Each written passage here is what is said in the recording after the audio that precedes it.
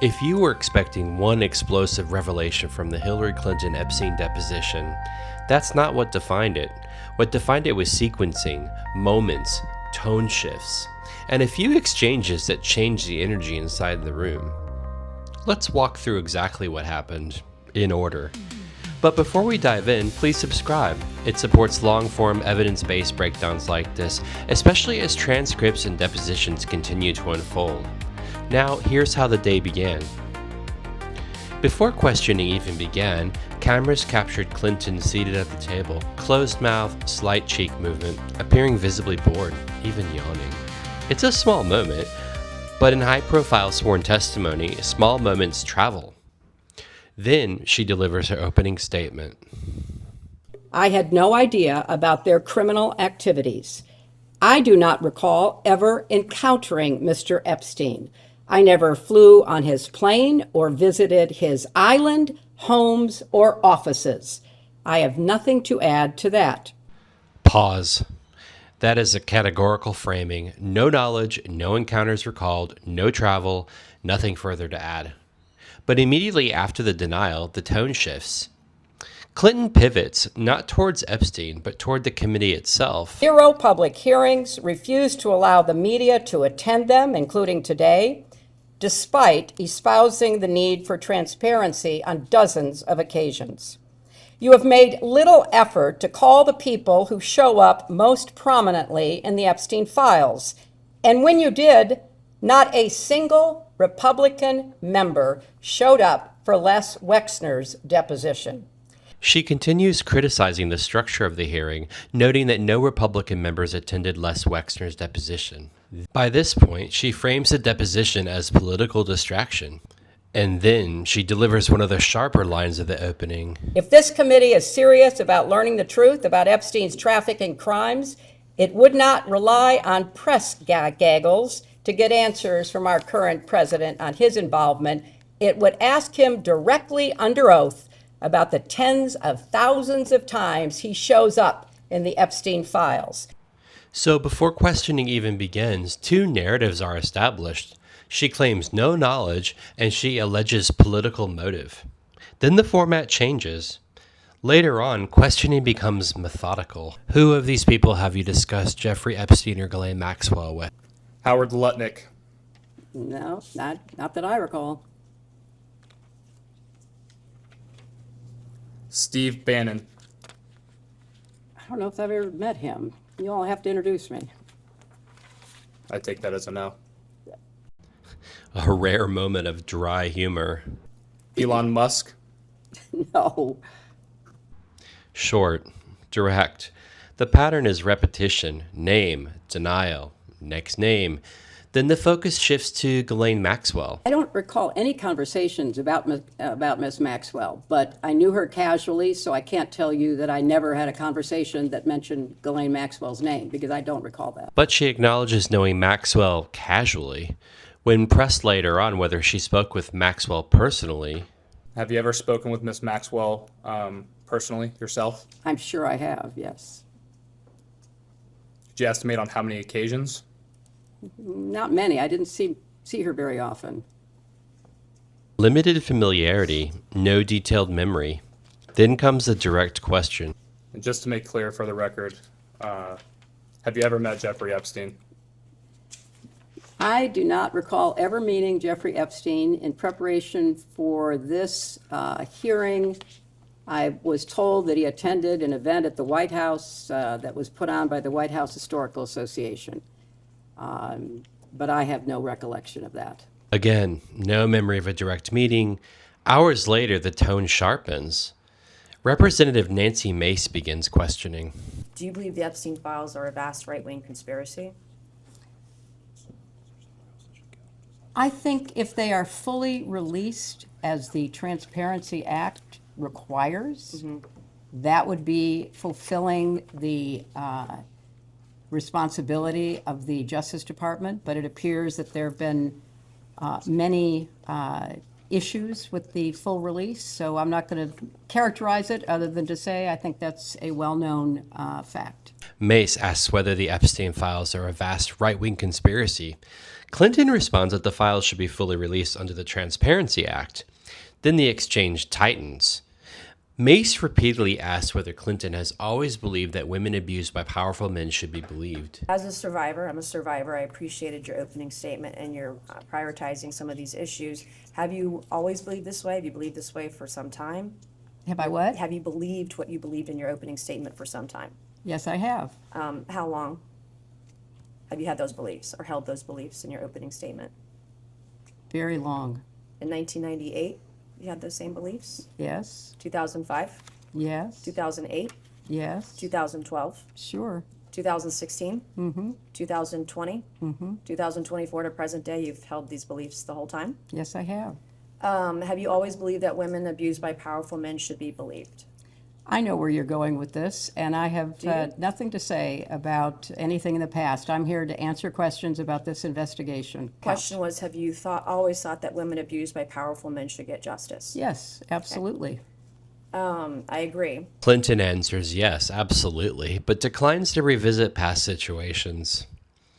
Later on, the questioning becomes personal again. Photos of her husband are raised.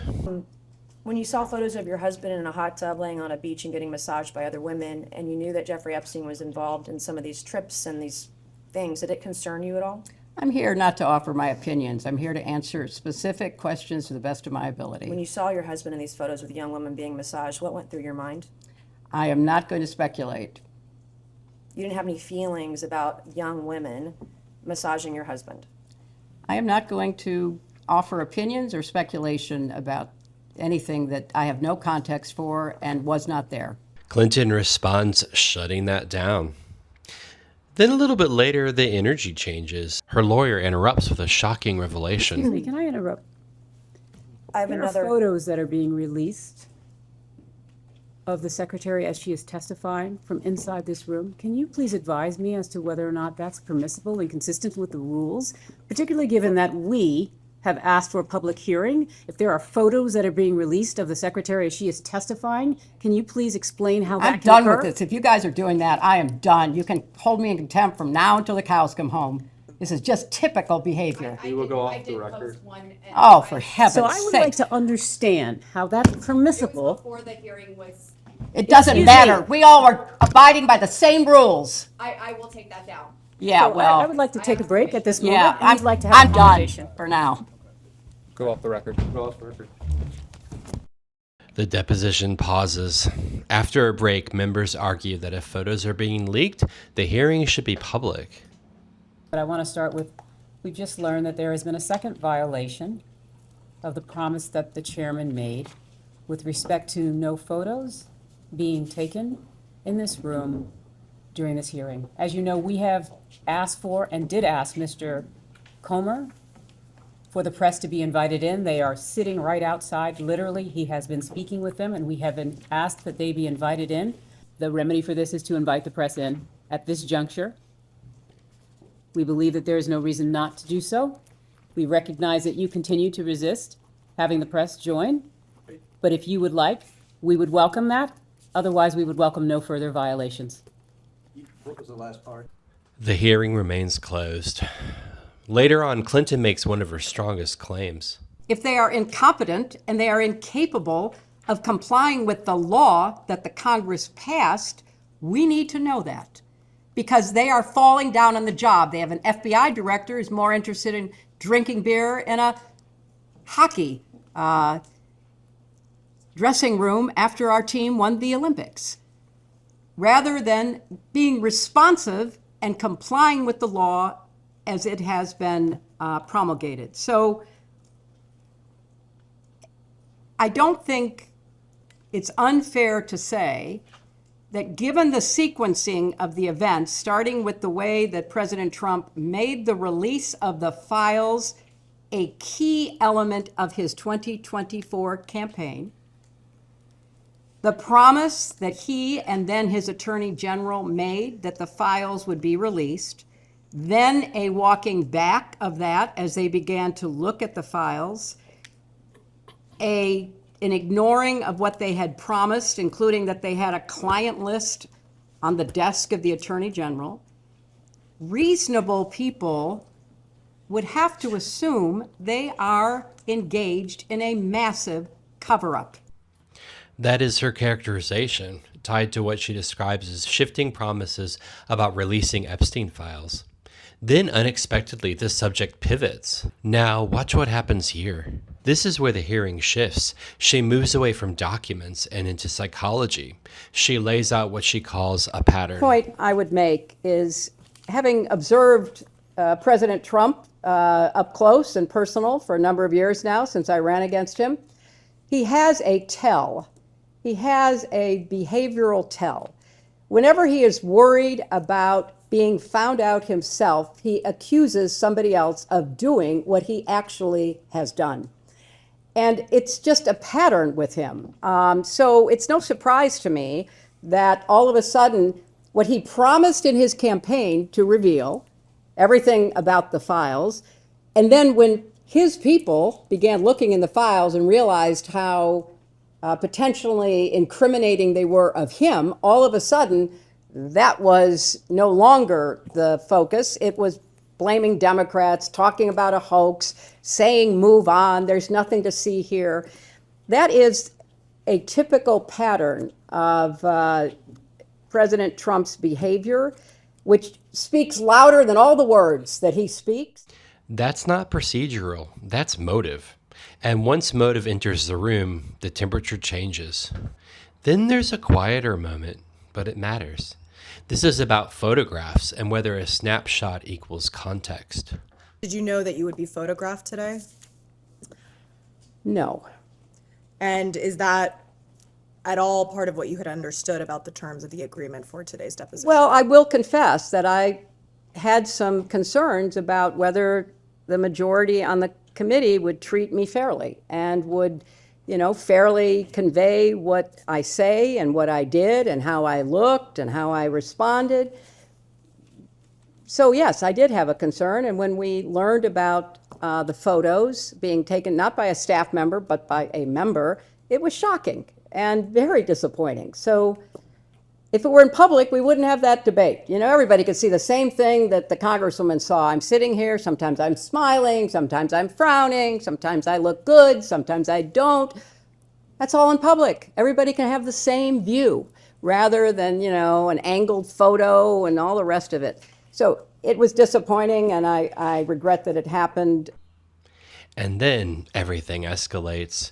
Representative Nancy Mace flips the pattern argument back, this time toward Bill Clinton, flight logs, impeachment history, the island, the Secret Service.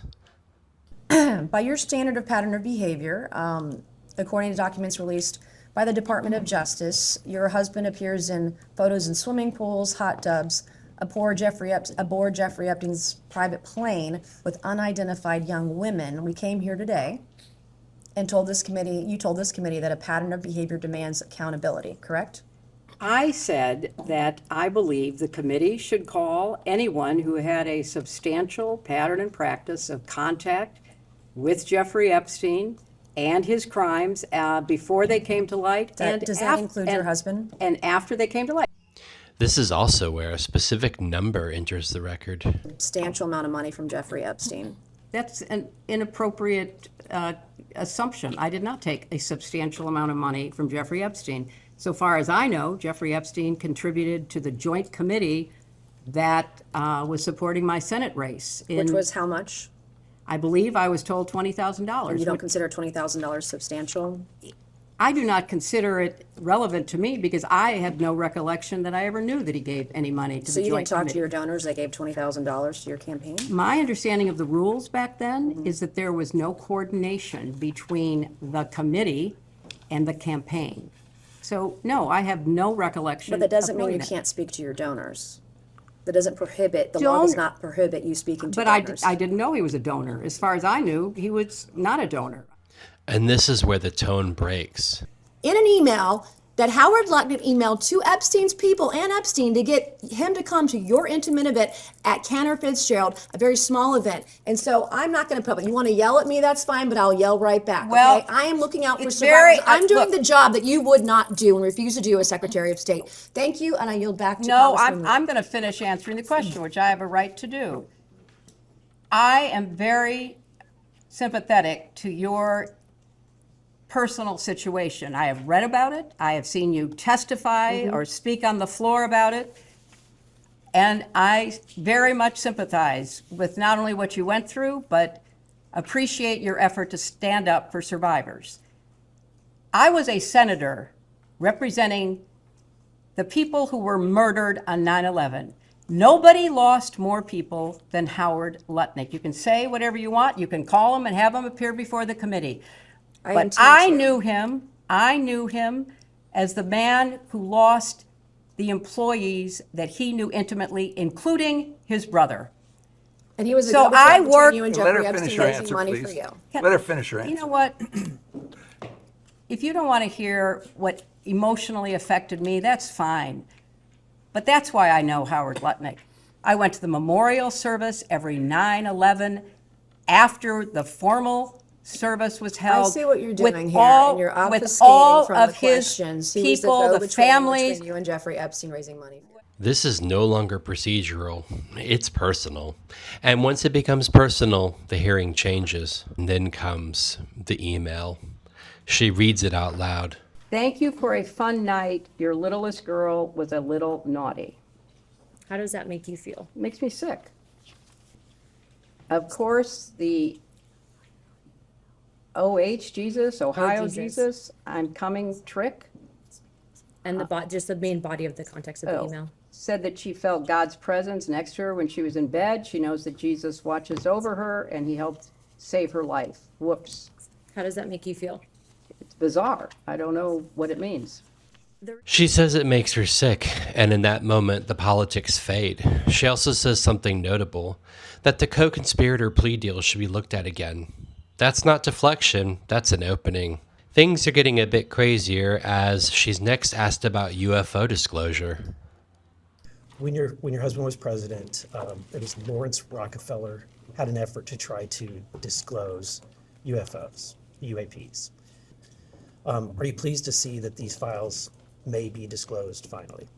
I am pleased. As I say, I think they have to be carefully scrutinized so that no national security information is disclosed. But this is an issue of real importance to so many people, and I think whatever can be disclosed should be disclosed. She says she supports disclosure with national security safeguards. And finally, later on in the hearing, Representative Lauren Boebert raises Pizzagate. In past public statements, as in 2017 speeches and interviews, you described Pizzagate as a baseless conspiracy theory, alleging you and others ran a child sex trafficking ring from a Washington pizzeria basement. Have you reviewed any 2025-2026 Epstein files that were released that you believe reference or relate to those specific 2016 claims? In general. I mean, really, I expected a lot of interesting questions today, but Pizzagate was not on my list. That's okay, we're asking all sorts of things here. You certainly are. You certainly are. Clinton doesn't even engage. She spent so much time on this conspiracy theory, she doesn't feel the need to re-engage with it. If you step back and look at the full sequence, this deposition wasn't defined by a single answer. It was defined by progression, a yawn, a categorical denial, accusations of political motive, name-by-name denials, a halted hearing over leaked photos, a massive cover-up claim, UFO disclosure, and a firm rejection of Pizzagate. It wasn't a one-headline moment, it was a layered sequence. And in high-profile sworn testimony, sequencing shapes perception as much as substance. If you found this breakdown useful, subscribe for more chronological, transcript-based analysis. More coming soon.